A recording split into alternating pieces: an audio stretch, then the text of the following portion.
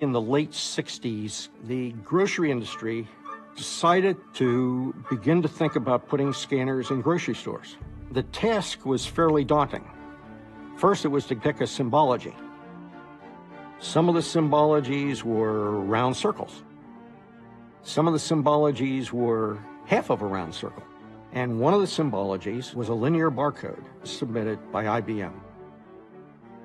All interested parties who would propose the symbol were invited to come and make a presentation to the committee in private for about 20 minutes. Toward the end of these, it was IBM's turn. The door opened, and if I recall right, 3 people came in.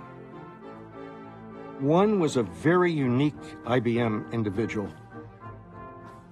He didn't look to me like the kind of IBM people that I had been associated with. If I recall right, his suit may have been brown, but he did one of the most incredible jobs you will have ever seen.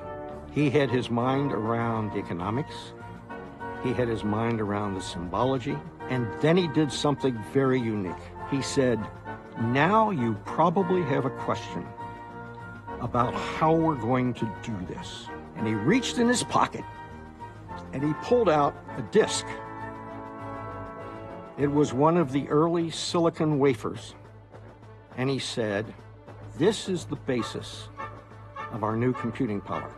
What we're going to do is put a computer into every check stand." And as IBM walked out and the door closed, the chairman of the symbol selection subcommittee said, "My God, they've got it." We announced the IBM supermarket system on October 11th, 1973. And we had this great trick. There were no source marked products. There was nothing where the grocery manufacturer had put a symbol on that we had. But we had a Cam-A bar with an adhese label we could put on this thing.